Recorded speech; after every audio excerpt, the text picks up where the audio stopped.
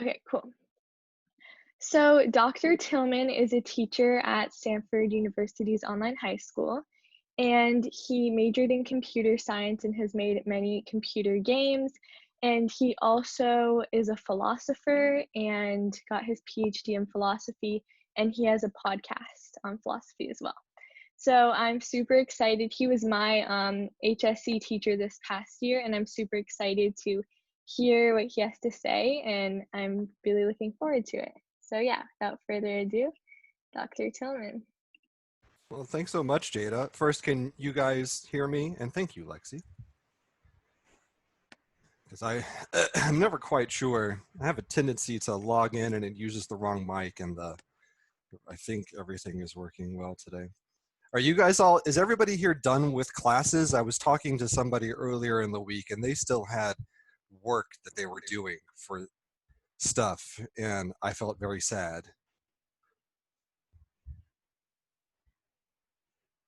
Okay, well, at least they're summer classes. Okay. Okay, so long as you chose it on purpose, because I've been having fun making video games and doing research and stuff, and then it makes me feel bad to think that some of my students might still be out like working and stuff. I think that I'm supposed to talk about success in service. Is that correct, Jada? Yeah, career, success, service, whatever you would like to talk about. Awesome. Whatever I would like to talk about. Success is a particularly challenging concept for me. I don't know about for you guys, but it took me a long time till I was in my 30s to sort out where I was getting my idea of success from. And in my case, it turned out that a significant portion of my concept of what it would mean for me to be successful, maybe not for anybody else, but what it would mean for me to be successful, was something I was getting from my mom, because I'm a mama's boy. And thinking about this for a long, my mom is an inspirational person. I don't know about your parents, but I have my mom is fantastic, and she has a way of seeing the potential in people. And I would like to think that I have some of that myself as a teacher. But then I started realizing, again, this was like 2016, that I felt like a complete failure. I was born in 1980, thousands of years before any of you guys were born. So in 2016, I was 36 years old. And I had a PhD in philosophy. I had an MA in philosophy. I had a bachelor's degree in computer science with a minor in music. I was doing a pop music and philosophy podcast. I had taught at University of Maryland and George Washington University in the Washington, D.C. area. And I was married to an extremely intelligent person who had what I considered to be a rather prestigious job at Notre Dame University. And I felt like a failure. And so because I'm a philosopher, I had to spend a lot of time thinking about how is it that I'm defining success that is leading me to interpret my current situation as being a failure. Is that Riley? Oh, sorry. I thought Jada was suddenly sharing her screen. I was like, oh, thanks, Jada, for this wonderful picture of one of my students who is not a failure. Now I just have the view and zoom set oddly so that whoever logs in most recently, I see their camera, I guess. After a while, there she is. Hi, Riley. Hi. Didn't mean to put you on the spot there. After thinking about for a long time what was going on, I realized that my mom, this inspirational figure, had given me a particular picture of what it would mean for me to be a success. And for me, it was rather healthy. I had one friend when I was your age. I played baseball with him, and his dad was one of those sports parents who never succeeded in sports themselves, and so was living through their child as an athlete. I don't know if you guys have ever met parents like this, but like their entire life is whether or not their child is succeeding in a particular sport. And one of my friends on the baseball team was like this. His dad was like this. So we were warming up before a game, and I was catching, and my friend Bo was pitching, and his dad was standing behind me. And so Bo threw the pitch, and I caught it and threw it back to him. And Bo's dad said, how fast was that, do you think? Like 75 miles an hour? I said, I have no freaking clue, dude. Like, why do you care how fast your son is? Like, we're 15 years old. Like, we're warming. Like, why? I mean, I'm glad that you're excited for your son if he's doing well, but like, does this matter to you that much, how fast your son is? Because my parents were chill. They were chill AF.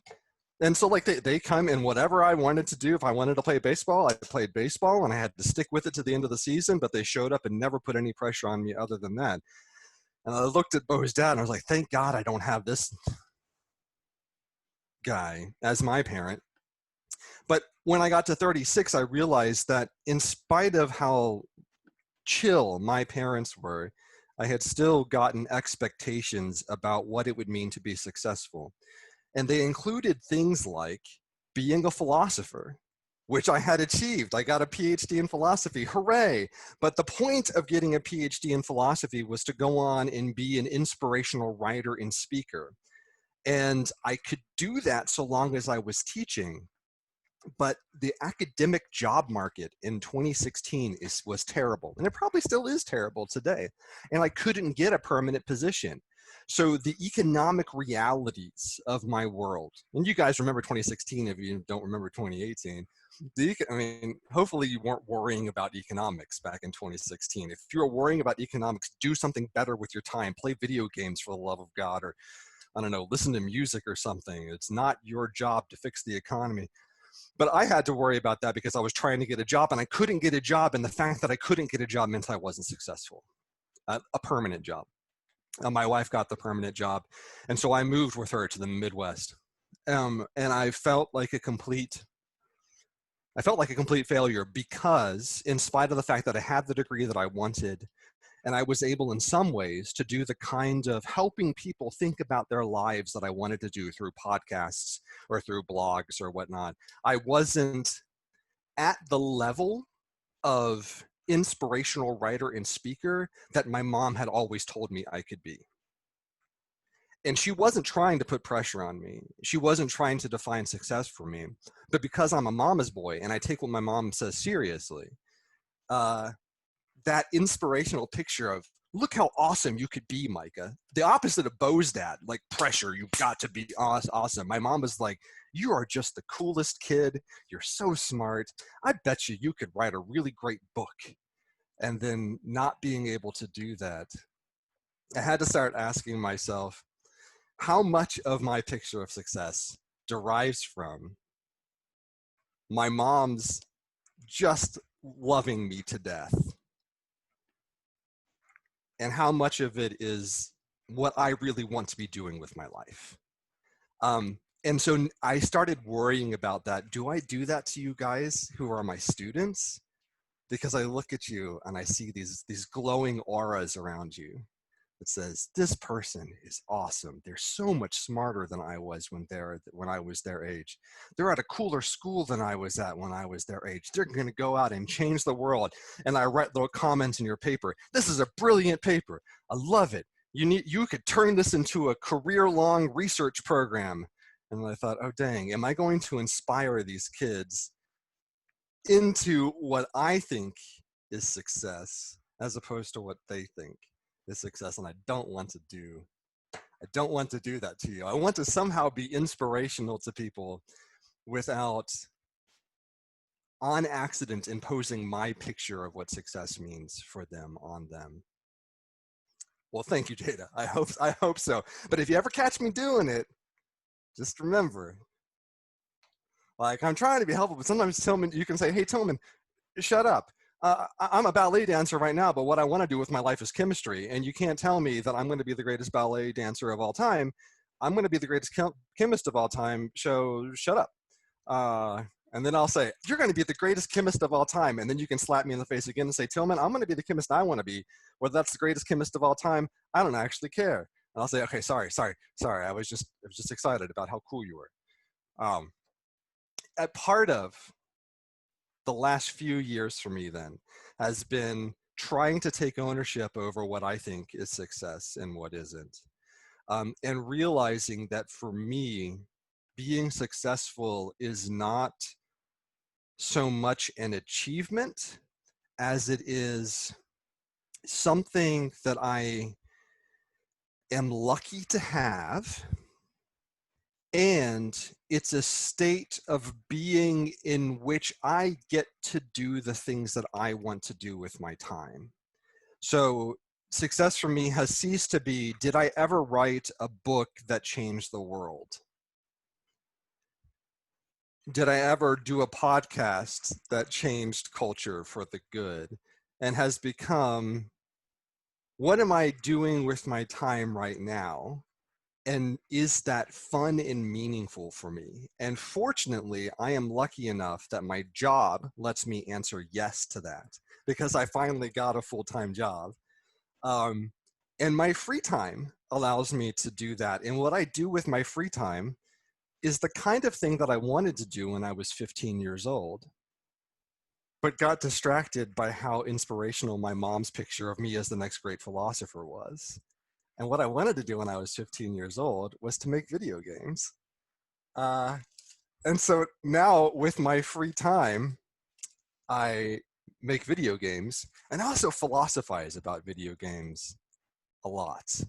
Because I think games and play in general, so sports, the arts, music, all those things that people tell you are not the kind of thing you should major in when you go to college, all the things that are not serious, the kind of stuff that's not going to make you $1 million necessarily, I think those are probably actually the most important things in life, and are probably the reason why we do any of the hard, difficult, boring stuff that we would normally call work. So thinking about what success has meant for me, and then watching what is it that now that I feel successful, now that I was lucky enough to get a job at Stanford Online High School, where I get to talk to cool people every day about cool stuff, especially history and philosophy of science. And when I'm not grading every waking moment like you guys are writing papers every waking moment, I get to play video games and make video games and do very silly math stuff. Yeah, that's true, Amira. Yeah, the music. Let's go back to 1995. So I'm 15 years old, and my mom, because everything in my life centers around my mom for some reason, my therapists, my psychologists have had a field day with this. I walk in and say, hello, my name is Micah Tillman, and I am here because I have major depressive disorder with seasonal variation, and I need a therapist to help monitor my brain meds. And I say, awesome, welcome. Let's talk about your mom. And they're like, I don't want to talk about my mom. My mom is great. She's the best. And they're like, that's the problem. You've got a mom that's too good. I was like, well, what am I supposed to do?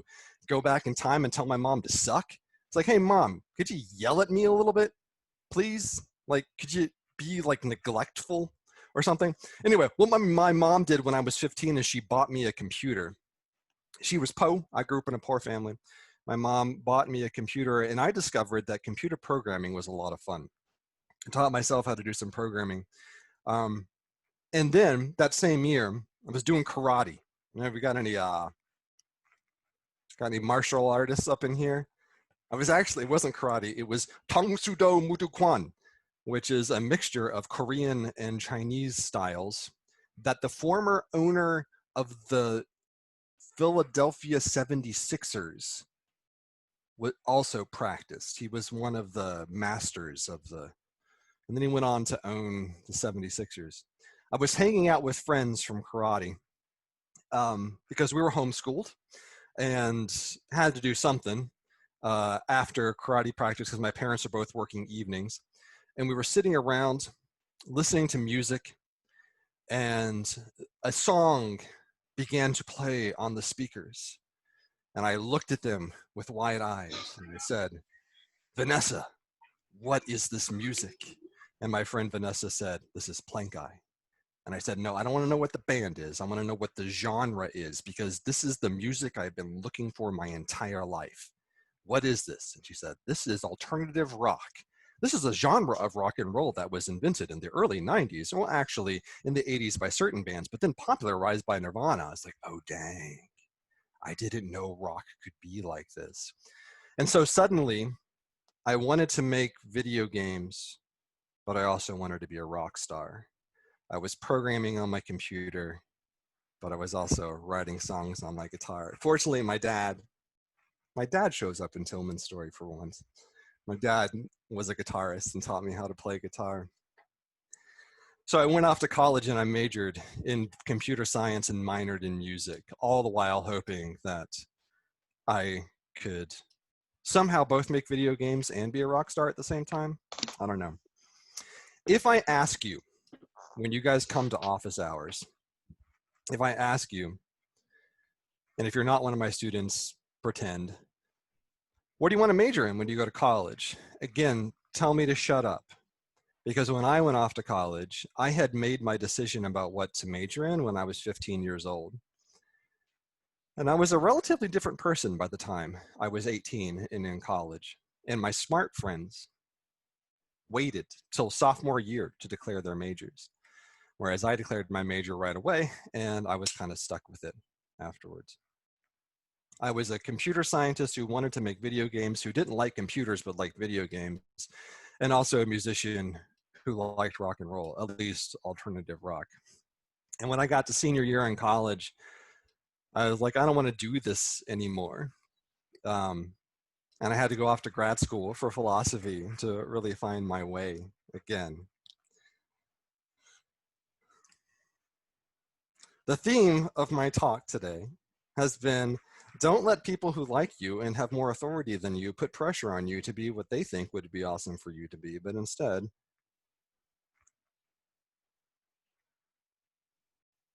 do you guys know that song, Be Yourself by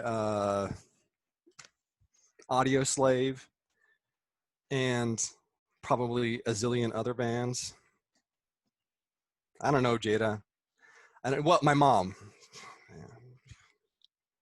Senior year of college, I was like, well, first 2 years of college were fun. I got to learn programming, but they still haven't taught me how to make video games. Butt faces. Wanted to learn how to play video games. And my one guitar teacher in college, because I was a music minor, just horrible. And he had red hair. It made me really angry. It's like, you're so mean to me, but we're brothers, you and I. It's us against the world, man. Everybody hates on the redheads all the time, and you're going to go and be mean to me? What is this? And my mom, French. Oh, sorry, Rami. For computers, it was Java. They taught me Java. Yeah, never took a class on game design. But anyway, got to senior year and I was like, I don't, why did I do this? What was I doing here? And my mom called me and said, you should be a philosopher. And I said, I should be a philosopher. That would be awesome. And she was right. She was right, but disentangling that this is something that I want to do, but like what it would mean to be a successful one of those, what it would mean to be a successful philosopher may not be quite what my mom imagined. And learning to disentangle that means in part being in therapy, I think, having a psychologist to help you work through stuff. But also just learning to be okay with enjoying what you enjoy. Well, sorry. French was the natural language that I was taking. And my French teacher, if any of you guys have had me for class, you know how I go on digressions. My French teacher would do the same thing, so it's her fault. I like to blame everything. All of my problems are somebody else's fault. Um, but one of the things, and maybe I should stop here, one of the things that I will try to beat into everybody's head that has been helpful for me, especially in the middle of the rough times we've got right now, part of what it meant for me to be successful was to get a job. And I couldn't get a job because of the economics of the situation. And I feel really lucky that I've got a job now. Um, in the midst of a world that's got a pandemic going on and has got a bunch of social unease happening, um, on top of global warming and everything else, it's hard not to be stressed. And it's hard to feel successful when it feels like the world is falling down around you. So I would suggest, if I could, that the most important thing that anyone will ever say to you was said by a very small green person, talking to a very small human person. And the small green person said, fear leads to anger. Anger leads to hate. Hate leads to suffering. Do you, does that, do you guys know where that comes from?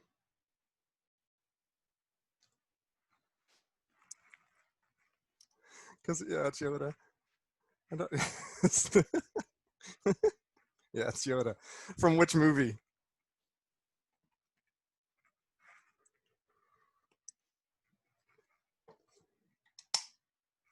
I recently realized that I'm actually a bigger Star Trek fan than I am a Star Wars fan, and that was just devastating to me.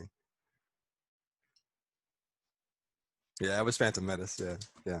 Yoda is so right, you guys. Fear is what leads to anger, and most of my growth as a human being, most of my emotional growth has come from asking myself, when I'm angry, when I'm frustrated, when I'm ticked off, why is that? 50% of the time it's because I'm hangry, because I have hypoglycemia and I need to make sure that I eat food so that I don't get irrationally angry at people. But the other 50% of the time is because I'm afraid of something. I'm afraid of letting my mom down. I'm afraid of letting my students down. I'm afraid of being judged by my students' parents. I'm afraid of my next door neighbors because I'm afraid they're racists. I'm afraid of what the idiot Americans are going to do when it comes time to vote for president in the fall, given the way they voted in 2016. I'm terrified. That's why I'm angry. And learning to deal with the fear and not with the anger is probably the only reason why I'm still married to the wonderful person I am married with, in spite of the fact that we have disagreed very strongly on political things for a long time. Uh, I'm much more in agreement with her now than when we first got married, for example. But if it wasn't for developing a practice of asking myself whenever I am angry, what is it that I'm afraid of? And do I need to be afraid of that thing? What am I afraid of? And do I need to be afraid of this? What am I afraid of? And do I need to be afraid of this? Or is being angry the right way to deal with the fear? It's helped me not only deal with myself and therefore I think be a better, more successful husband and teacher, but it's also helped me deal with other people. Because when I see somebody else being angry, the first thing I ask myself is, what are they afraid of? You know, like, and do they really need to be afraid of that? And can I help them see that they don't need to be afraid of that if in fact they don't? Um, so beware of letting inspirational people define for you what success means. Think to yourself, what is it that you want to do with your life? What would feel meaningful for you? What would be a meaningful way for you to spend your time? And secondly, when things get in the way of that and it makes you angry, don't try to stop being angry or stop other people from being angry. Look for the fear that's underlying. Well, first give them a Snickers. And then second, look for the fear that's giving rise to the anger and see if you can solve that fear. And one of the things we need to do in America on Juneteenth is we need to get rid of the threats that minorities face in America. We need to actually be a society that has equality and justice for all instead of a society that has equality and justice for white males like myself. So I should be quiet now. Do you guys have questions or thoughts or objections? Yeah, thank you so much. So people can just go into the participants thing and then click raise hand, and then we can call on you that way. All right, Remy. Um, I don't know if this is necessarily a question. It's just something really fun about the year you were born, Tillman. First of all, that was really inspirational. And not in a bad way, in the best kind of way. And you were born in 1980. So in the year 2025, you'll be 45, and 45 squared is 2025. So when you turn 45, the square of your birthday is going to be the current year. So that's just really cool about people that were born in 1980. But that's really off topic. But thank you so much, Dr. Tillman. I just realized that when you said you were born in 1980. I consider myself a recreational mathematician. I love math, but I'm not good enough at it to actually do it. And so I love stuff like that. I hadn't realized. That gives me something to look forward to. I'm about to turn 40, in mid August, and I'm going to be officially old by then. But then I can look forward to being 42 first because everybody knows that 42 is a good age, and then 45. I didn't know I could look forward to 45, but now I can. Thank you. Sophia. Thanks, Dr. Tillman, for coming to talk with us. Hey, my question was, how did you decide, like, when you were thinking about going to grad school, how did you decide that you wanted to go for philosophy and not something else like video game design, but why grad school in philosophy? So when when you guys go off to college, one of the reasons why I think it's not important for you to know what your major is going into it is that you're probably going to a liberal arts college. You might go to a tech college, a tech university like MIT or something like that. But most of the universities are going to be liberal arts universities. And the point of a liberal arts education is to make you a well-rounded, well-educated person. Your major is just what particular subject you specialize within that well-roundedness, and your minor is just like your sub-specialization. People tend to think, I went to college to learn computers. No, you went to college to learn how to be a well-rounded, educated citizen of the world, and you happen to focus on computer science. So I was taking philosophy classes in addition to my music classes whenever I could fill a general education requirement with a philosophy class. And by the time I was done with computer science education, I had concluded that I had done the thing that you needed to do in order to make video games. And the thing that you needed to do to make video games was to major in computer science, and that actually didn't make you able to make video games. And so I figured that was all just a pointless waste of time. And so it didn't even occur to me as a 22-year-old, 21-year-old, that there might be another way of getting educated that might be equally serious, because I was taking education very seriously. And everybody was all like, whenever they mentioned game design school, it was always like, yeah, you go to one of those trade schools and get a fake degree for losers and stuff. But if you want to be a real educated person, you got to get this degree. And so it was when my mom called me and said, do you want to go to grad school, Micah? And I said, heck no, I'm not doing any more of the stupid computer science crap, because I'm terrible with hardware. But anyway, she said, no, I mean, you want to go to get a PhD in philosophy and become like C.S. Lewis? And I said, yes, I want to be like C.S. Lewis. C.S. Lewis was the best person who ever lived next to Jesus, and me and Kanye, those three people. So sure, I want to do that. And so it already fit with I was already taking philosophy courses. And so my mom is both this kind of like, again, inspirational and helpful, but also I'm never going to be C.S. Lewis. I'm going to be something else, I think. Oh, you did, Janine? Awesome. Yeah, so I actually have a question. So I know that like you were talking about like the pressure that your parents put on you and whether it's like the both kinds of pressure. And I was wondering, since you had so many interests and then I know you still do, like you make games and you're like have a podcast and all of that, how do you manage to do it all at the same time? Because I know being a teacher, you have to spend so many hours grading papers and teaching and preparing classes.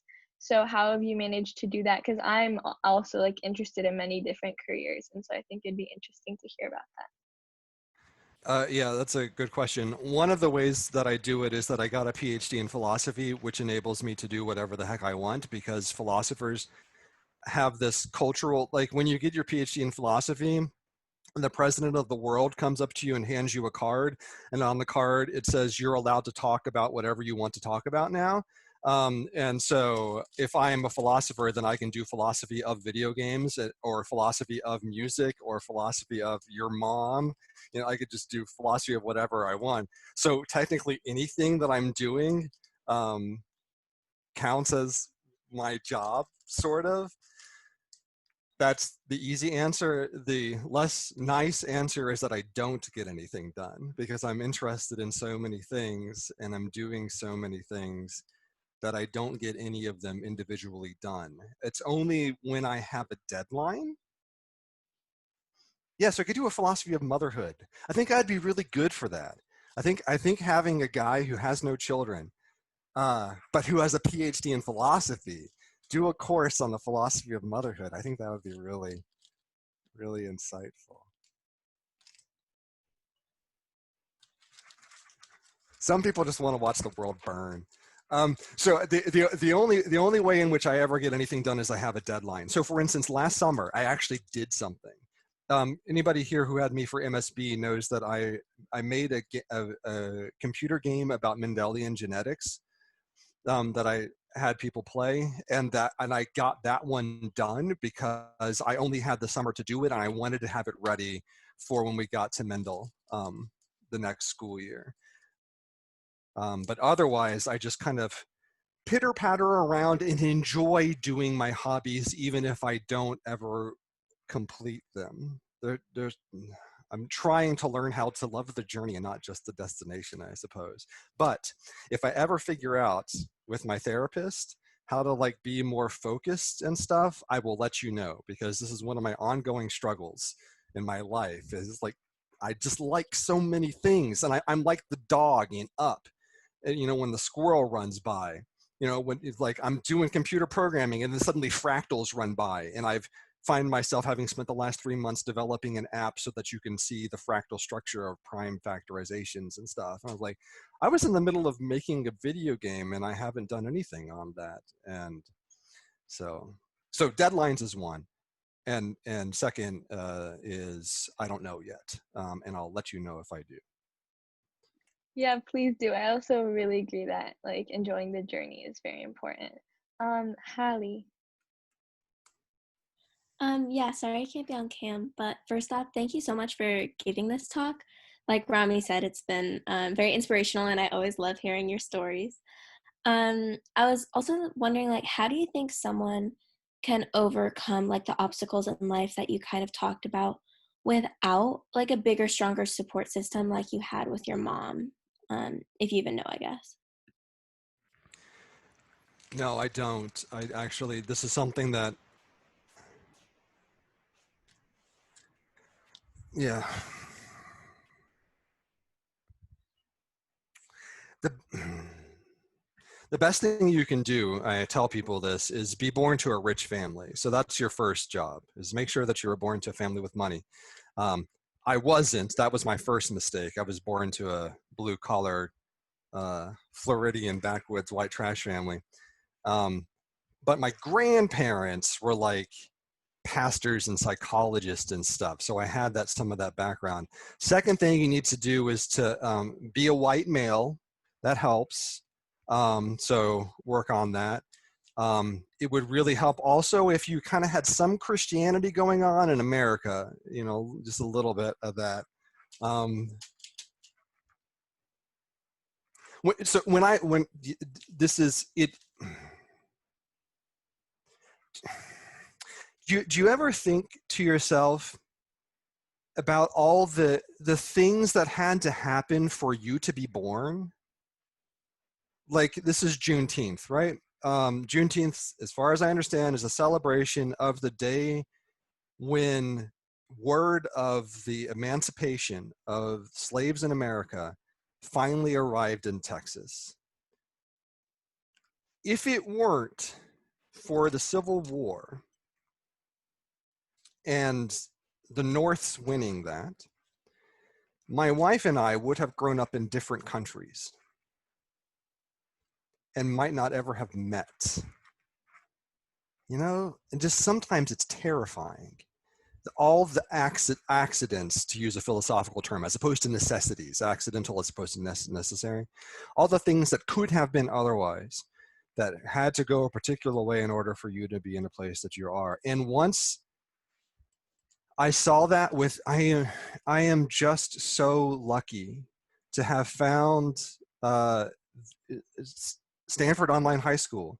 All the teachers are so fantastic, and that they looked at a guy who was in the middle of like this midlife crisis when he was 36 and said, this guy isn't a loser and a failure. He would actually be perfect for our school.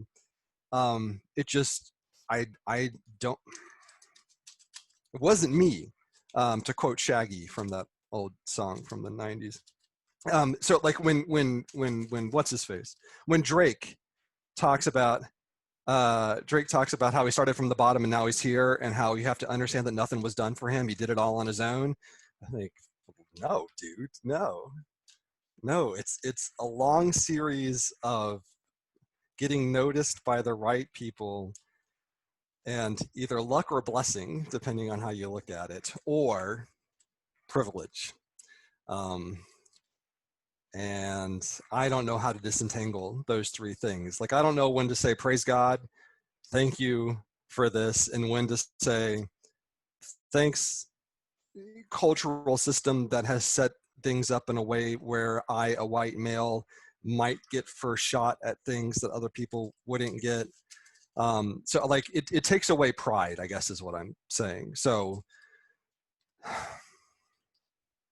yeah, without people to help you and to be inspirations to you and to support you when you're going through school and stuff, I don't know how anybody gets anything done. And then without people noticing you and giving you job offers, and then showing up to your classes and stuff, I don't know how anybody gets anything done. No man is an island. Lexi. Yeah, okay. So I had a question that's a lot less philosophical and cool than I think everyone else's questions. I had a question about like your minor in music. So I know that music school is usually you're majoring in an instrument or in voice, so or like in music production. But how does a minor in music work? Do you start it with a like a specific instrument? Like I know some people, like if they're doing piano, like for me, I play harp, so I was debating minoring in harp in future times. So I was just wondering how that worked, and if you did a specific instrument, or if you just studied like the theory aspect and like history of music, because that's also something that you do at conservatory. But if you just like tapped out on there, or like didn't have the option to do the private lessons and chamber groups and all of that. Yeah, so I went to Messiah College in Central PA, a small Christian liberal arts school. And at Messiah, they have a really good music program, and a lot of my friends are music majors. Their requirements were that you had to take 2 music history courses over the course of your 4 years at college. You had to take 2 music theory courses over the course of your 4 years. You had to take 2 sight singing and ear training courses. And you had to do 2 semesters of lessons of some type. It didn't matter what instrument. See you, Mark. And so I did guitar for a few weeks until my guitar teacher kicked me out of his office for complaining that I didn't care about proper wrist positioning on the guitar. I just wanted to learn jazz chords, and did flute for the rest of the semester because I'm a flautist. I played flute in high school and in our wind band for homeschoolers. And then I did composition lessons for the second semester. So it was more kind of like a generalized music education focusing on the theory, and I guess sight singing ear training would be voice, but learning how to sing intervals and recognize intervals and whatnot. But for the actual majors, yeah, they would have, like, I'm a voice major, and so I would sit beside voice majors in music theory, and they would be hating it. They just like, and I was loving it because it was like math and music, and they were like, can we actually do some music now? And I was like, no, I want to do math about music. Like, we'll do music later. I want to analyze this chord progression. And I was like, oh, wow, I'm a weirdo. I don't know what. Yeah, I did flute, and then just composition. Yeah, there's a lot of overlap. I find there's a lot of overlap between computer science and music. So the other flautist, the other male flautist. Oh, you also, I think you had to be part of an ensemble. Maybe you did. I mean, I was part of our wind ensemble at our symphonic winds in college for a couple of semesters. But I hate practicing. But music and the theoretical sciences work really well together, as does computer science and philosophy. So even though I felt like when I was done with my education, I felt like I had done the wrong major and wasted 4 years, I really hadn't, because I had been learning a lot of the stuff that turned out to be useful for things that I was going to be doing philosophy about, and laid the groundwork for me being able to teach history and philosophy of science. So.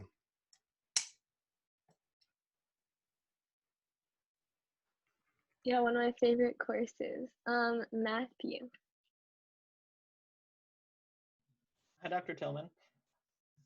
I was just wondering, so you mentioned that university, it kind of fills a role to turn you into like a better member of society. What then would be the role of like high school? How exactly does that fit into the sort of education puzzle? It's to prepare you to get prepared to become a better member of society, I guess. You guys ever read like I guess Jane Austen novels, or like Anne of Green Gables? And occasionally you'll hear about girls being sent off to finishing school. Boys didn't have to get sent off to finishing school. I don't know why. I guess boys were already done or something. But girls needed to go off and to a school where they learned how to be proper British ladies or something. That's the way I see college. So like high school, you're getting the like foundation of your education, and you go to college and they kind of put the icing on top of it, and they kind of fill in little gaps here and there, and when they're done, you're this shiny, beautiful sculpture, a gleaming example of humanity. Most of the work is done in high school, but then college adds a few other things, and that's why I wanted to be a high school teacher after college. Teaching in college didn't work out as a full-time gig for me, because I was like, all right, I'm gonna get the kids when they're really either learning stuff or not learning stuff. So that's the Tillmanian theory, and that may just be an excuse to make me feel better about having done one major and then switched to another. But that's the way I like to think about it. College is about learning, becoming a well-rounded person, and you specialize in whatever your major is in, but really that doesn't really make much of a difference, because I think largely what you're going to end up doing with your life may end up being the stuff that you do in your free time. So like my wife majored in English, but she taught herself how to program. And now she does very techie librarianship stuff at Penn State, but she wouldn't be able to do that if it weren't for that she learned how to do stuff in her spare time. So I don't know if that answered your question, Matthew. All right, Kate. Okay, so first of all, hopefully you can hear me. My audio is being kind of weird. Okay, fantastic. So you were talking about how support systems are crucial to our growth in any and all ways, and how no man is an island. And I agree with that. And I think some people have been unlucky with the ones that they were chosen. Can you hear me now? Okay, and I aim to be part of that support system for other people. So I guess my question is, from your amassed knowledge of philosophy and of great motherhood, do you have any tips on how to be part of that system for someone else? That's really good. That's um, the one. The one thing you can control in your life is how you behave and how you treat others. You can't really control how they treat you, but you can control how you treat others. And it seems to me there would be nothing nobler to do with your life than to be the kind of person who helps other people find success for themselves. This is one of the reasons why I don't like the terminology of giving back. When people talk about community service, they often talk about giving back, which implies that the person you're doing something good for had to first do something good for you. And so you're just kind of making an exchange where they helped you out and now you're helping them out. And that just seems to me to be the wrong model of what it means to do good or charity. It seems you should use, if other people aren't being nice to you, you should still try to be nice to other people. So for instance, one of the things that I did when I lost my job, I didn't have a job anymore. One of the things that I did is I volunteered as a computer science helper instructor person in South Bend, Indiana, at the South Bend Code School, because that was something that I could do. And I would have loved to work with them full time. So there was some hope that I might get a job there as well. But given the fact that I had free time because I didn't have a job anymore, and I was using that to volunteer, meant that when it came time, when this job opened up at Stanford OHS, and they said, so what do you do? I say, well, I work with teenagers, helping them learn how to program computers. And it's like, oh, you work with teenagers, do you? And it's like, yeah, teenagers are pretty cool. I think that teenagers are that's probably the most important time of your life. And it's like, hey, well, maybe you want to come work here. And it's like, yes, I do. So being able to use the resources that you've got available to you to help other people seems to me to be the one thing that you can do in the midst of a world that otherwise doesn't give you much power.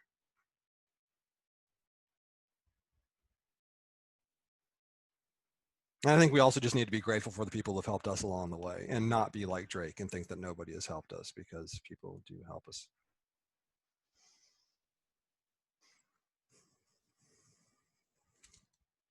Yeah, Mayor Pete. Yeah, I love Mayor Pete.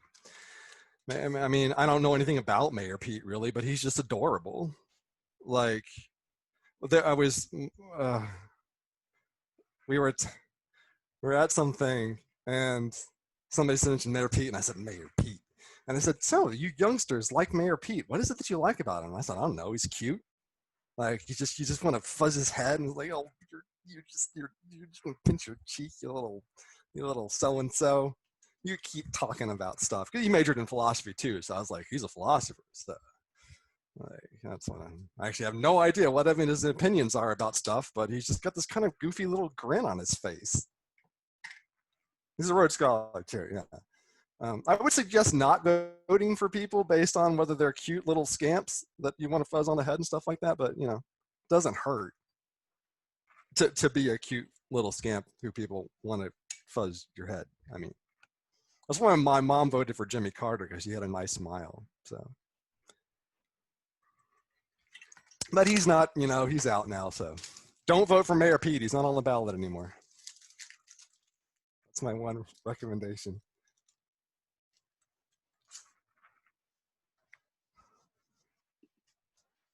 I don't see any other hands, so I guess we can just keep free talking.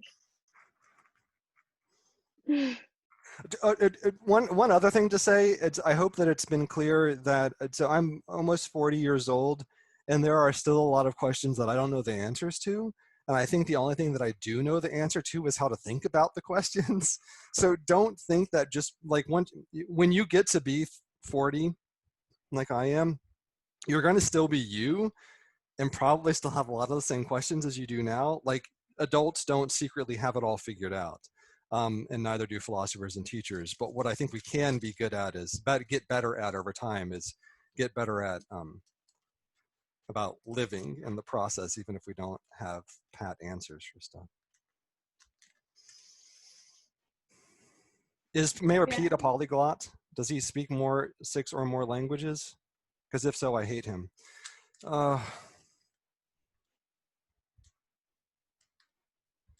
Some people are just so much cooler than I will ever be.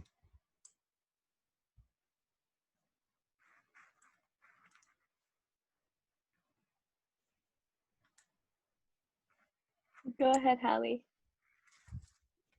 Oh, sorry. I wasn't sure, kind of to Jada's earlier question about, like if you're interested in a lot of different things.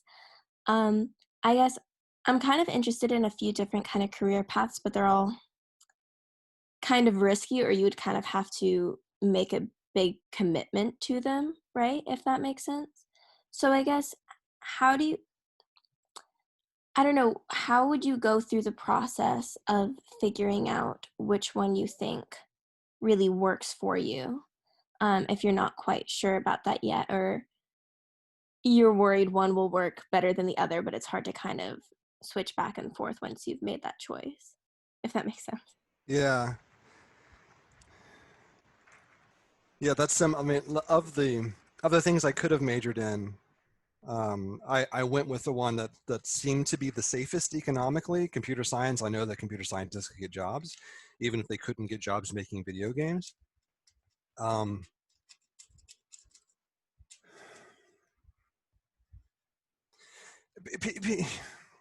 People always say that you can do anything you put your mind to. I just don't believe that. I don't think you can. Like, some people do stuff that they put their mind to because things work out for them. The Drakes of the world who have talent, evidently. I don't think Drake can write a melody to save his life. But for some reason, people still like his songs and can sing them, even though they don't have melodies. I don't know how that's possible to sing a song without a melody. So some people, they luck out, and it works out for them. But I think perhaps when I don't mean to be mean to Drake. I find Drake to be a deeply fascinating figure. Have you guys seen the music video for Tootsie Slide? Like, what's going on? What's happening? Like, is this your house? Why are you wearing a mask inside your house? I mean, I know there's COVID going on, and then why is it called a Tootsie Slide? And anyways, I find Drake fascinating. Sorry. So, Hallie, I think that part of my answer would be to say it may not do any good to think about which of the possible careers you are most likely to succeed at, and then choose based on that kind of projection. You sit down and do your inference to the best explanation, you work out the statistics, and you think, I've got a 50% chance of being successful if I choose this major, a 75% chance of being successful if I choose this major, and somewhere between a 65% chance and an 80% chance of being successful if I choose this major. Because I just don't, given the way my life has worked, I'm so happy to be where I am now, and there's no way I could have predicted that this was where I would end up when I was your age. I'm still doing the things that I like to do. Surely that's a song lyric or something. I don't know, partying, rocking and rolling all night and partying every day. I don't know. I'm still doing the stuff that basically the same stuff that I like to do when I was 15, but it's like not in the way that I thought that I would be doing it. And so I have proved to myself that I don't have the ability to predict the future.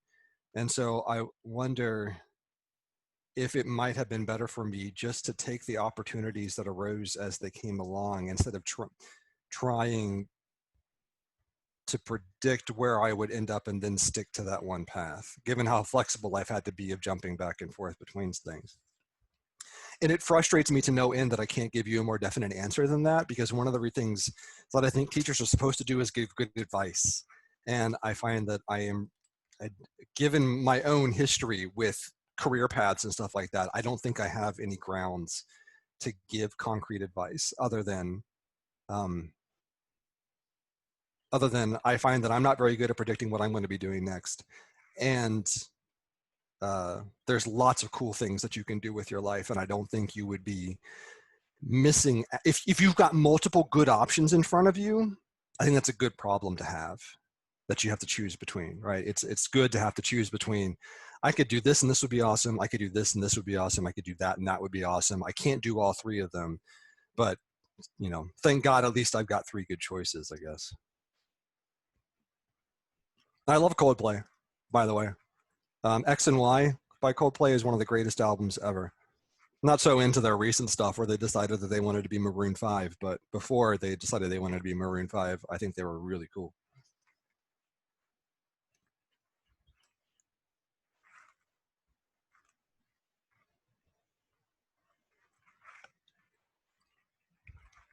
God gave you style and gave you grace and put a smile upon your face. That's a Coldplay lyric.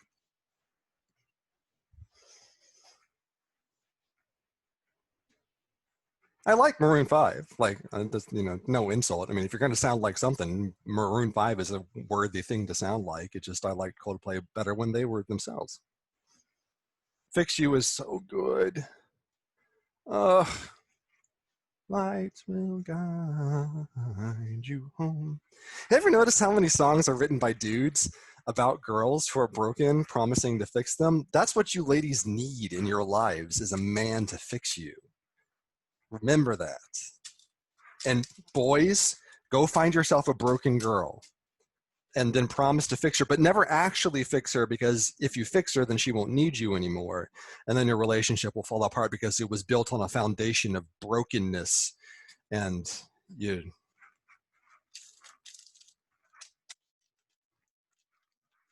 love is finding somebody you want to spend the rest of your life helping to be the awesome person that they want to be. If anybody asks you what love is, that's what it is. You wake up one morning and say, no, I like this person. This is a cool person. I think it's worth being this person. And I think that they have got some cool ideas about how to be even cooler. And I want to spend the rest of my life helping them do that.